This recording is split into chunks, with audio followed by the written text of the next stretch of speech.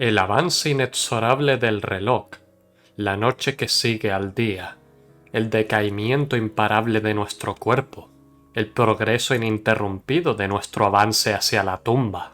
Hay muchos elementos de la vida que hemos aprendido a ignorar para no dejar que la angustia, la incertidumbre y el pesar nos gobiernen. Decir que tengo miedo a morir suena tan ridículo por lo mundano que es, y aún así, al pronunciarlo en voz alta, se evoca un sentimiento más poderoso, el terror a lo desconocido, la ausencia de validación, el que todo lo que uno ha hecho hasta ahora no signifique nada. ¿Qué queda de ti después de que la última persona haya olvidado el legado que has dejado en el mundo? ¿Siquiera alguna vez exististe realmente? El terror psicológico es uno de los géneros de terror más populares junto al gore y el slasher, pero que prefiere un acercamiento más personal. En lugar de poner el foco en el monstruo y en la futilidad de sus protagonistas al enfrentarlo, el género de lo psicológico prefiere enfocar al personaje y su psique, y dejar las sombras como lo que son, sombras. El monstruo no tiene por qué ser revelado. Por esto mismo, es trabajo de una hada siniestra y macabra hablar de aquello que habita en las sombras de la mente humana. Hoy toca explicar el terror psicológico, así que agarra una manta, un chocolate caliente y un oso de peluche porque comienza el miedo auténtico.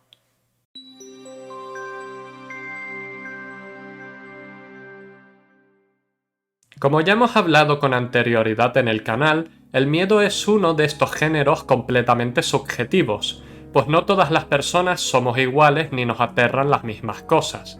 Por esto mismo, esta categoría intenta centrarse en otros aspectos provocativos, y esta es la palabra clave, provocar. Al mostrar el horror de un monstruo que deforma nuestro cuerpo o que hace lo indescriptible con sus víctimas, estamos provocando sentimientos de asco, de repugnancia, de incomodidad y de inseguridad. En este canal comprendemos que porque algo no nos dé miedo no significa que no pertenezca al género de terror, pues algo puede ser terrorífico y siniestro para uno y aburrido para otro. Asimismo, el subgénero de terror psicológico hace la pregunta: ¿puede haber una historia de miedo sin monstruos? Y aunque esto no es algo que todas las obras de este tipo respondan, o siquiera se lo planteen, es algo que las engloba por su premisa. Lo importante no es el monstruo que acecha en las sombras o los peligros ocultos, lo importante está en el individuo, en los personajes y el cómo se puede torturar a la audiencia a través de los mismos. Es entonces algo claro que los protagonistas de historias de terror psicológico sirven como nexo para que la historia evoque en el lector, la audiencia o el espectador estos sentimientos alejados del género del gore o el slasher.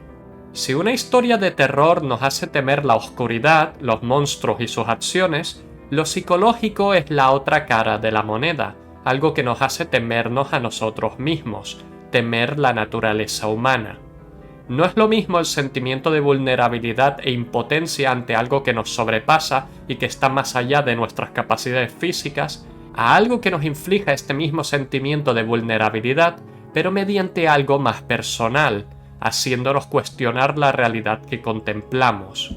Si el horror tradicional es el monstruo y su sombra proyectada en la historia, el terror psicológico te hace plantearte hasta qué punto la sombra es real, si hay algo más allá o solo está en tu cabeza.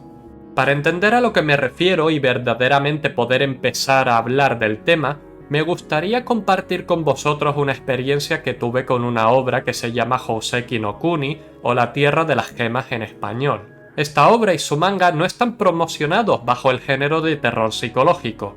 A lo sumo se podría decir que pertenecen a la fantasía oscura, pero más allá de eso, a simple vista, este ejemplo os deberá de parecer extraño, pero considero que hay algo perturbador bajo la superficie de esta historia.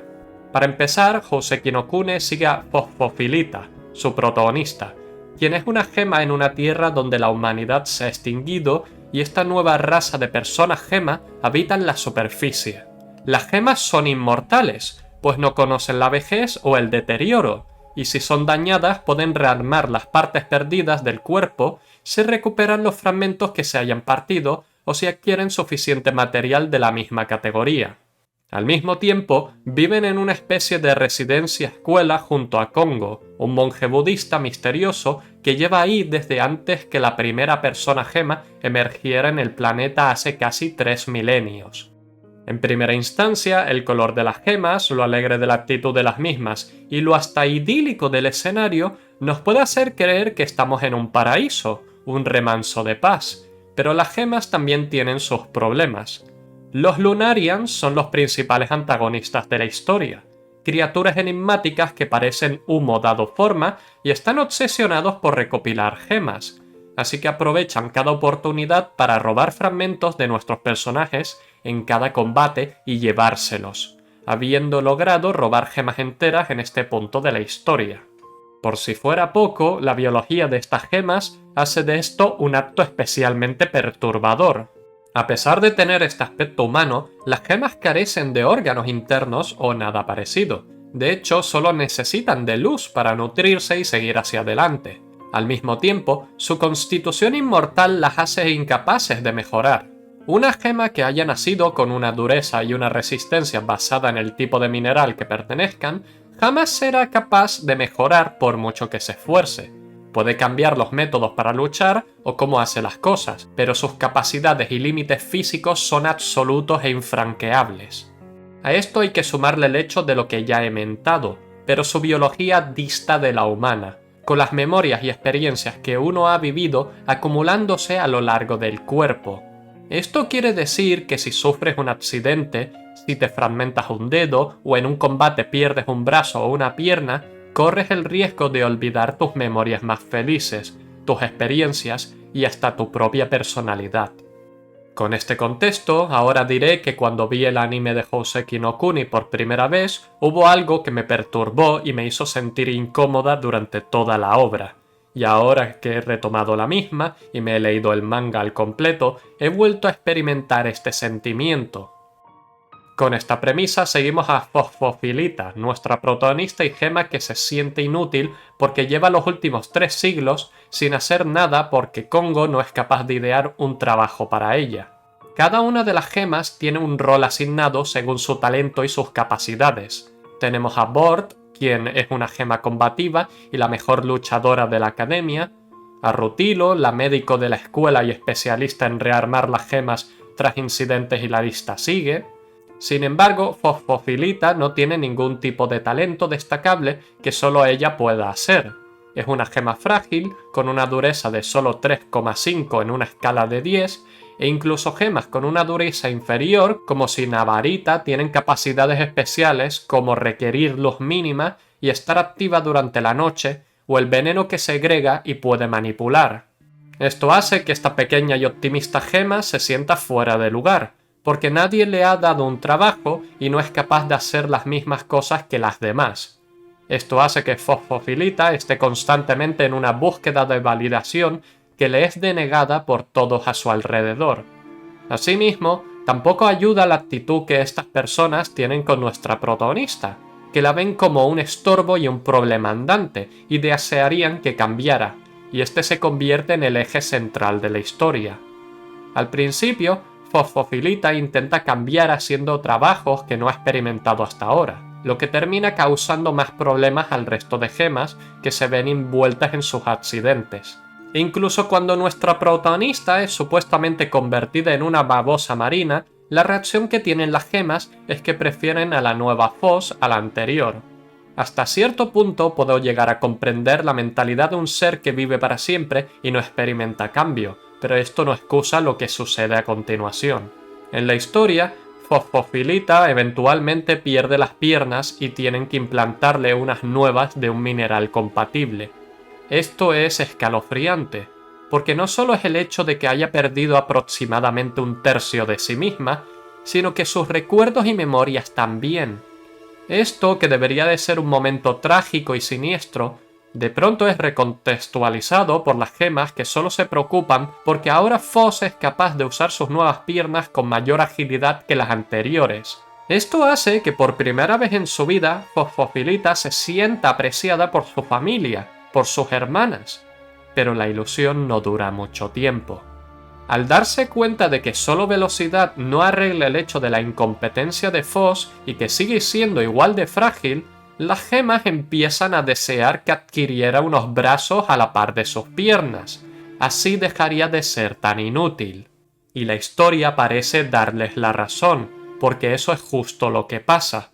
Fosfofilita pierde los brazos y termina reemplazándolos por unos de aleación de metal, y finalmente recibe la validación que esperaba. Es admirada por sus hermanas gemas, es capaz de luchar junto a ellas y es hasta capaz de ir a la par que Bort en combate. Pero hay algo intrínsecamente mal con este resultado y lo vemos claro. Fosfofilita ha cambiado, su personalidad ha cambiado y hasta ha olvidado las pocas conexiones que tenía con otras gemas. Esta Fosfofilita no es la protagonista con la que hemos empezado la historia. Podría analizar en mayor profundidad la historia y teorizar acerca del crecimiento y la vida de uno mismo, el cómo sirve de metáfora para definir cómo vamos cambiando y abandonando nuestras conexiones anteriores buscando formar nuevas, pero me gustaría hablar de otro aspecto, que es el del reemplazo. Y no estoy hablando de la pesadilla de horror que sería si en algún momento alguna de estas gemas se le cruzara los cables y empezara a injertarse partes de otras gemas, como si intentara hacer su mejor impresión de Godric, con cada miembro teniendo su conciencia y personalidad propia. Quiero hablar de un concepto clásico. El barco de Teseo es un ejercicio de pensamiento que plantea el concepto de que el famoso barco ha sido dañado y reconstruido múltiples veces. Y nos pregunta hasta qué punto es el mismo barco cuando cada pieza y cada tablón original han sido reemplazados por completo. La forma es la misma y el material que se ha usado es similar, pero ¿se le puede seguir llamando como el barco de Teseo o ha alterado su identidad tras tantos cambios? Esto es lo mismo que me pregunto con Houseki no Kuni. ¿Hasta qué punto nuestra protagonista sigue siendo Foss, cuando tantas partes que la hacían la persona que era han desaparecido?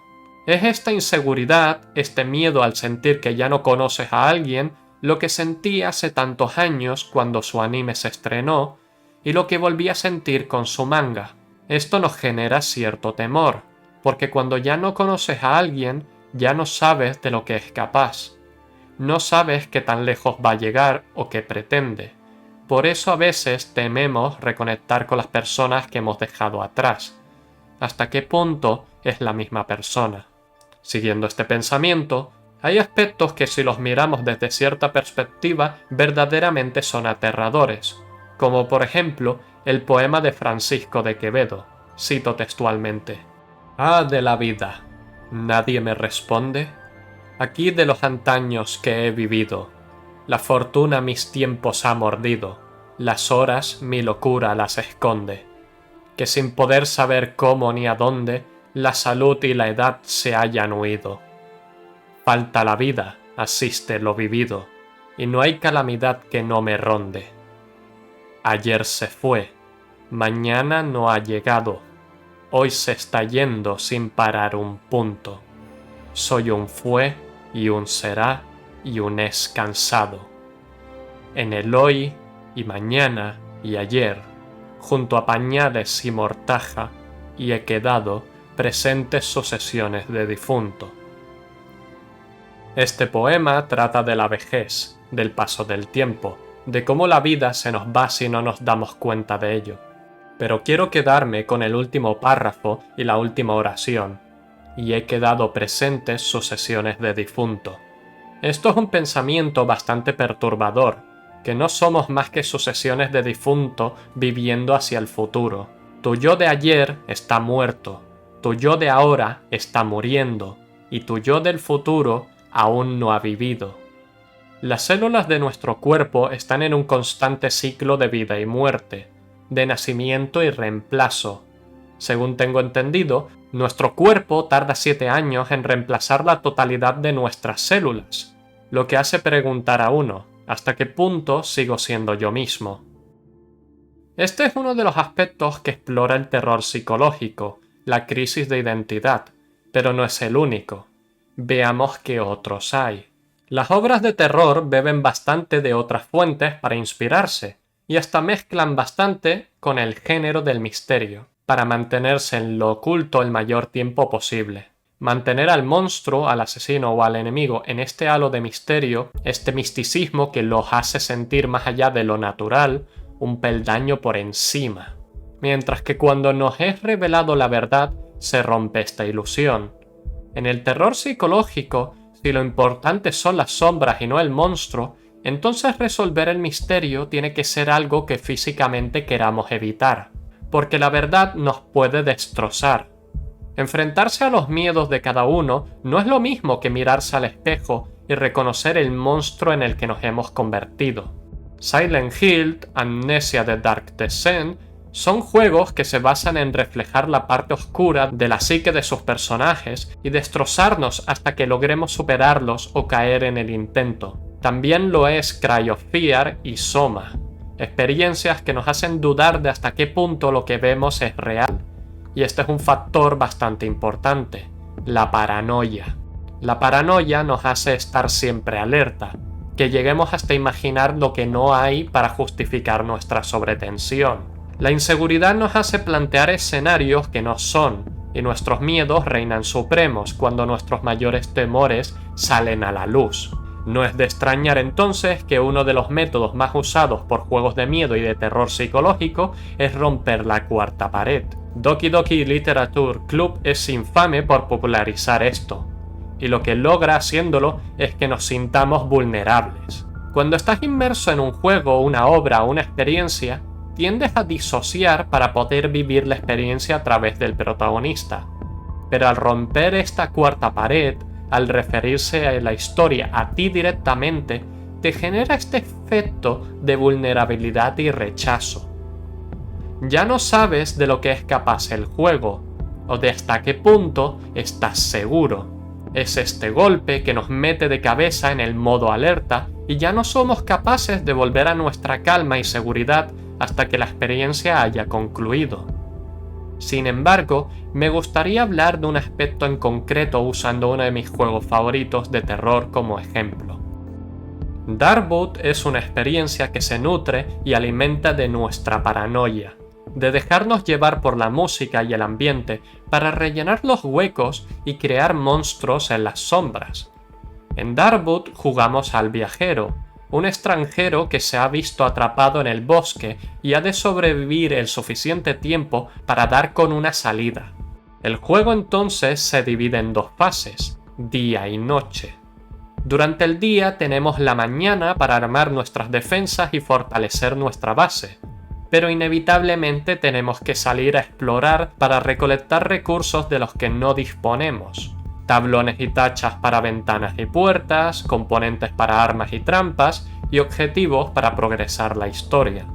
Pero donde recaba la principal ansiedad, sobre todo cuando estás empezando y no tienes un reloj, es en no saber cuánto tiempo te queda hasta la noche. La noche no es algo que puedas esquivar o evitar. Cuando la penumbra anuncia, todo el mapa se vuelve una masa hostil que te supera rápidamente, así que el único santuario es tu base. No obstante, esto no significa que puedas descansar y pasar al día siguiente. No. En Darkwood has de sobrevivir a la noche o morir en el intento.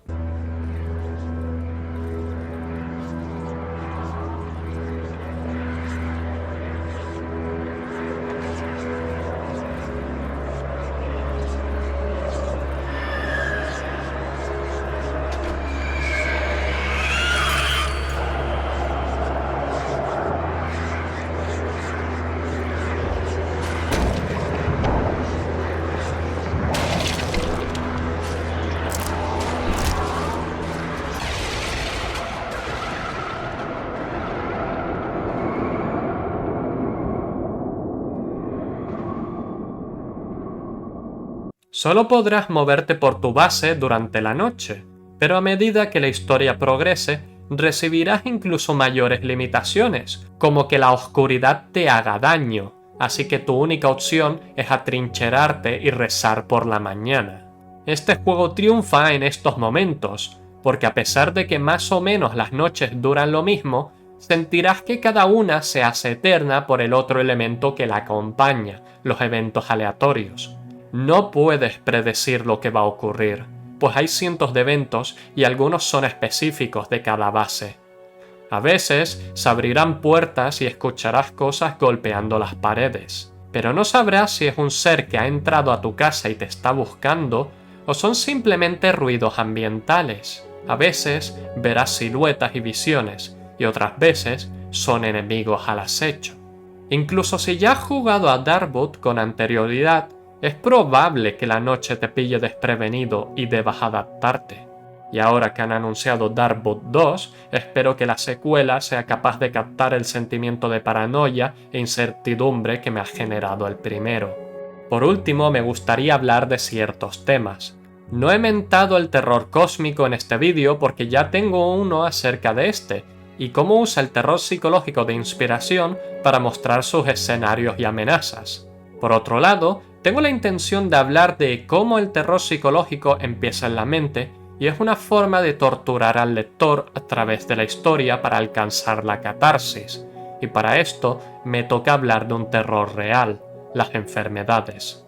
Es correcto decir que hasta cierto punto la paranoia y la ansiedad se pueden convertir en enfermedades debilitantes, y tenemos obras que exploran estos conceptos. Recuerdo hace años haber leído una historia de misterio y asesinato, donde un grupo variopinto es invitado a una mansión remota en una isla, donde van siendo sistemáticamente eliminados sin que haya un claro culpable a la vista. Al final, solo quedan 3 supervivientes a la masacre del grupo, y los 3 se están echando las culpas los unos a los otros, lo cual no es bueno cuando uno de los personajes, que aún queda con vida, es alguien armado y más fuerte físicamente que los demás. Es en esas circunstancias que el monstruo de la mente cobra forma física y devora al protagonista de la historia, metafóricamente hablando. Personajes protagonistas que se vuelven contra sus semejantes debido a ser arrojados a situaciones extremas donde el estrés, la duda y la culpabilidad pueden con su mente debilitada. Historias así son, por ejemplo, el proyecto de la bruja de Blair, donde nunca vemos ejemplos claros de la presencia del monstruo o de que algo raro está ocurriendo, y aún así vemos la cordura del grupo progresivamente deteriorarse hasta que al final de la historia han sido consumidos por sus propios temores y lo que creen que está ocurriendo realmente. Al sembrar la semilla de la duda, la traición está a la vuelta de la esquina, y no necesitas de la existencia real de un monstruo para que los personajes saquen su lado más monstruoso. Muchas son las historias y obras de cómo en situaciones extremas el grupo superviviente se enfrenta a sí mismo y se devora como una serpiente mordiendo su cola, porque desean volver a la normalidad, a la seguridad de su vida previo a esto, y serán capaces de aferrarse a cualquier respuesta que les des, por muy descabellada y macabra que sea. Historias acerca de enfermedades de la mente o relacionadas con estas tienen un lugar bastante personal conmigo, genuinamente me aterran. El concepto, sobre todo con enfermedades degenerativas como el Alzheimer, es verdaderamente devastador. Solo imagina lo que sería que cada día de tu existencia una pieza de ti fuera desapareciendo, devorada por el monstruo que es la enfermedad, hasta que inevitablemente te pierdas a ti mismo y seas devorado. Y lo devastador que es para las personas que tienen que vivir con alguien afectado por esto. Puede que desde su perspectiva no suceda nada, y hasta haya momentos lúcidos, pero para quien tiene que cuidar de un paciente, solo puedes ver el cómo va dejando un rastro de lo que una vez fue, hasta que inevitablemente ya no es capaz de funcionar como persona o ser vivo y se apaga definitivamente. Perdí a mi abuelo ante esta enfermedad. El ver cómo un hombre al que admiraba tanto quedaba devastado y reducido a una persona con la edad mental de un niño de 5 años antes de perder el habla definitivamente, fue una de las experiencias más duras de mi vida. Aún así, hay otras circunstancias igual de terroríficas, como ser pasajero en tu propio cuerpo. Un concepto que se explora bastante en el terror psicológico es lo que pasaría si ya no fuésemos quien diera las órdenes, obligados a ver cómo otro las controla, o ni eso. Historias acerca de quedar en coma, pero ser consciente de ello, de sufrir un accidente fatal que nos deje paralizados es algo que despierta un temor primordial en nosotros, como cuando tenemos parálisis del sueño y tratamos desesperadamente de deshacerlo por todos los medios, y solo podemos rendirnos hasta que haya terminado. Es por esto que este concepto va un paso más allá y tenemos hasta un SCP que trata acerca de la muerte, el sueño final. Solo quiero que imagines tus últimos momentos, rodeado de tu familia, tus seres queridos, cuando suspiras tu último aliento, esperando que llegue tu final, salvo que este nunca llega. Sigues ahí, sigues sintiendo tu cuerpo y el cómo este ha dejado de funcionar, pero tú realmente sigues ahí, atrapado. Tu familia se despide de ti, llora y lamenta que los hayas dejado, pero tú los miras y quieres decirles que sigues ahí, que aún no te has ido, pero lo siguiente que ves es un ataúd. Te van a enterrar, sigues ahí, consciente, y vas a experimentarlo, el cómo te descienden a tu lugar de descanso final, al interior de la tierra. Quieres gritar, pero no tienes voz. Quieres moverte, pero no tienes fuerzas. Quieres salir de ahí, pero nadie te sacará. Te han enterrado, pero sigues ahí. Tu cuerpo se descompone, tu ataúd inevitablemente se quiebra tras el tiempo y la tierra cae. Tu cuerpo no es más que una sombra de lo que una vez fuiste, un esqueleto, pero tu mente, tú sigues ahí. Crees que cuando tus huesos se quiebren y la última célula de tu cuerpo haya desaparecido finalmente conocerás el fin. Pero, ¿y si aún así no termina? ¿Y si aún así sigues ahí? Un episodio de Doctor Who exploró este mismo concepto. ¿Qué pasaría si la gente siguiera consciente después de morir? Lo que se sugirió a partir de ese momento es inventar una máquina para hablar con los muertos, y la primera frase que se escuchó fue un ruego. No nos incineren. Solo piénsalo, estás ahí en el crematorio, eres consciente y sientes lo que siente tu cuerpo, antes de que las llamas te envuelvan. No es de extrañar entonces que posesiones, enfermedades, paranoia y demás elementos sean tan prominentes y tengan tanto impacto, porque la función del terror psicológico es explorar la oscuridad del ser humano, el lado siniestro de nuestra psique, lo que nos hace vulnerables y lo que preferimos evitar e ignorar.